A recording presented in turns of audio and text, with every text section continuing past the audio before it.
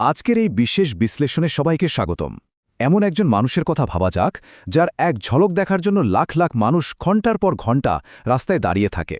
তিনি শুধু একজন অভিনেতা নন, তামিলনাড়ুর আবেগের আরেক নাম, জোসেফ বিজয় চন্দ্রশেখর। গোটা বিশ্ব অবশ্য তাকে চেনে থালাপতি বিজয় হিসেবেই। আমাদের আজকের এই আয়োজনে আমরা দেখব কিভাবে রূপালী পর্দার এই মেগাস্টার ধীরে ধীরে রাজনীতির ময়দানের এক নতুন ভরসা হয়ে উঠছেন। জোসেফ বিজয় চন্দ্রশেখর এন্নুম নান, অর্থাৎ আমি জোসেফ বিজয় চন্দ্রশেখর। শুনলে মনে হতে পারে এটা বুঝি তার নতুন কোনো ব্লকবাস্টার সিনেমার ডায়লগ, তাই না? কিন্তু একদমই তা নয়।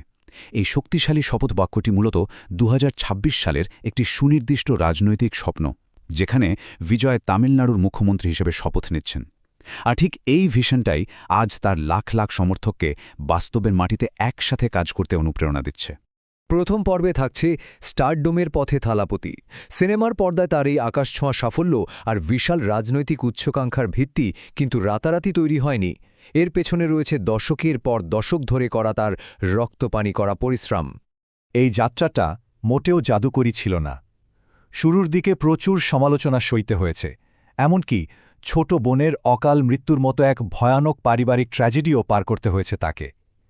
এসব বাধা পেরিয়ে ১৯৯২ সালে তার অভিষেক ঘটে। এরপর ১৯৯৬ সালে আসে প্রথম বড় সাফল্য, আর ২০০৪ সালে ঘিল্লি সিনেমার মাধ্যমে বক্স অফিসের সব রেকর্ড ভেঙে তিনি আক্ষরিক অর্থেই মাস হিরো হিসেবে আত্মপ্রকাশ করেন। তবে বিজয়ের ম্যাজিক শুধু মারপিট আর অ্যাকশনেই সীমাবদ্ধ নয়। পোক্কিরি, থুপ্পাক্কি বা মেরসেলের মতো মেগাহিট সিনেমার পাশাপাশি তিনি ভারতের অন্যতম সেরা ডান্সার এবং দারুণ জনপ্রিয় প্লেব্যাক সিঙ্গার। সেলফি পুল্লা বা রঞ্জিতামে গানগুলোর কথা তো সবারই জানা। ভারতের অন্যতম সর্বোচ্চ পারিশ্রমিক পাওয়া এই অভিনেতার বহুমুখী প্রতিভা দর্শকদের প্রতিটি প্রজন্মের সাথে এক অবিচ্ছেদ্য গভীর আবেগের বন্ধন তৈরি করেছে। দ্বিতীয় পর্বে আমরা দেখব পর্দার বাইরের হিরো হিসেবে তার জনসেবা ও ফ্যান বেসের বিস্তারিত। কেবল রূপালী পর্দার আলো দিয়ে তো আর রাজনীতির মাঠ হয় না, তাই তার এই বিপুল স্টারডম ধীরে ধীরে রূপ নিয়েছে বাস্তব জগতের এক সুগঠিত সংগঠনে। বিজয় মক্কুল আইয়াক্কাম নামের এই বিশাল ফ্যান ক্লাব নেটওয়ার্কটি কেবল সিনেমার টিকিট কেনা বা প্রচারের মাঝেই নিজেদের আটকে রাখেনি, বরং তারা অত্যন্ত সুসংগঠিতভাবে কাজ শুরু করে। নিয়মিত রক্তদান কর্মসূচি, পিছিয়ে পড়া শিক্ষার্থীদের পড়াশোনায় সাহায্য করা এবং বড় বড় দুর্যোগে ত্রাণ বিতরণের মতো কাজের মাধ্যমে তারা রীতিমতো একটি নিবেদিত প্রাণ সমাজ কল্যাণ সংস্থায় পরিণত হয়। ভারতের অন্যতম সর্বোচ্চ পারিশ্রমিক পাওয়া সুপারস্টার হওয়া সত্ত্বেও পর্দার বাইরে তার ব্যক্তিগত জীবন অত্যন্ত সাধারণ এবং বিনয়ী। আর এই সহজ সরল জীবনযাপনই তাকে ধরাছোঁয়ার বাইরের এক মেগাস্টার থেকে নামিয়ে এনেছে সাধারণ মানুষের কাতারে। তৃণমূলের মানুষের কাছে তিনি হয়ে উঠেছেন ঈশ্বরের মতো আপন একজন। এবার তৃতীয় পর্ব টিভিকে এবং রাজনীতি, এক নতুন অধ্যায়ের সূচনা। এই বিপুল জনপ্রিয়তাকে পুঁজি করেই ২০২৪ সালের ফেব্রুয়ারিতে আসে সেই ঐতিহাসিক ঘোষণা, যা তামিলনাড়ুর রাজনীতির মাঠে রীতিমতো ভূমিকম্প তৈরি করে। দলের নাম তামিলগা ভিট্রি কাজাগাম, সংক্ষেপে টিভিকে। গত প্রায় ৫০ বছর ধরে তামিলনাড়ুর রাজনীতিতে ডিএমকে এবং এআইএআইডিএমকের মতো দ্রাবিড় দলগুলোর যে একছত্র আধিপত্য চলছে, ঠিক তার বিপরীতে এই নতুন দল গঠনের মাধ্যমে বিজয় সরাসরি একটি উচ্চাভিলাষী চ্যালেঞ্জ ছুড়ে দিয়েছেন। আর ঠিক এখানেই সবচেয়ে বড় প্রশ্নটা সামনে চলে আসে। সিনেমার হিরোইজম কি বাস্তবের প্রশাসনিক পরিবর্তনে রূপ নিতে পারবে? তার মূল চ্যালেঞ্জই হল রূপালী পর্দার এই ক্রেজকে কাজে লাগিয়ে বিধানসভা নির্বাচনের কঠিন ও জটিল হিসাব নিকাশে জয়লাভ করা।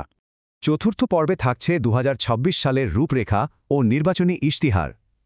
আগের স্লাইডের সে কঠিন প্রশ্নের উত্তর দিতেই বিজয় সামনে এনেছেন তার সুনির্দিষ্ট রাজনৈতিক ব্লুপ্রিন্ট। তার এই ইশতেহারে বেশ কিছু চমকপ্রদ প্রতিশ্রুতি রয়েছে, যেমন ধরুন নারীদের জন্য ২৫০০ টাকার মাসিক ভাতা, শিক্ষিত বেকারদের জন্য ১০,০০০ টাকার স্কিল ট্রেনিং স্টাইপেন্ড এবং একেবারে গ্রাম পর্যায়ে ৫ লাখ নতুন কর্মসংস্থান তৈরি করা। তবে সবচেয়ে অভিনব পদক্ষেপটি হল প্রযুক্তি খাতের জন্য। প্রশাসনিক কাজে প্রযুক্তির সর্বোচ্চ ব্যবহার নিশ্চিত করতে ভারতের প্রথম অঙ্গরাজ্য স্তরের কৃত্রিম বুদ্ধিমত্তা বা এআই মন্ত্রণালয় গঠনের ঘোষণা দিয়েছেন তিনি।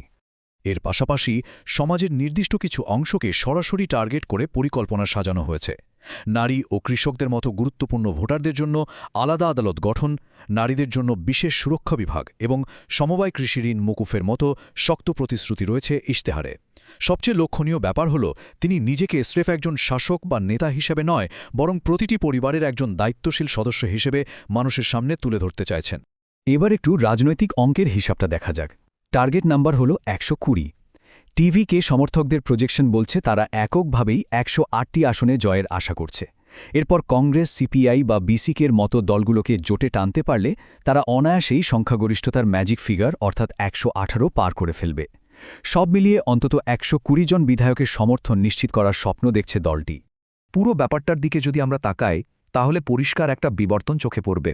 একদিকে সেই প্রিয় তারকা যিনি অ্যাকশন আর ড্যান্স দিয়ে কোটি কোটি মানুষকে বিনোদন দিতেন, আর অন্যদিকে আজকের এই উচ্চাকাঙ্ক্ষী মাক্কাল বা জননেতা যিনি জনকল্যাণ, সুশাসন এবং জোট গঠনের মতো কঠিন রাজনৈতিক ময়দানে লড়াই করার জন্য পুরোপুরি প্রস্তুত।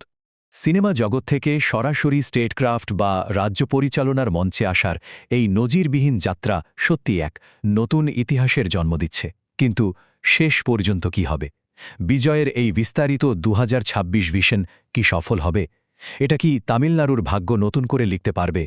এই কৌতূহলোদ্দীপক প্রশ্নের উত্তর সময়ই বলে দেবে।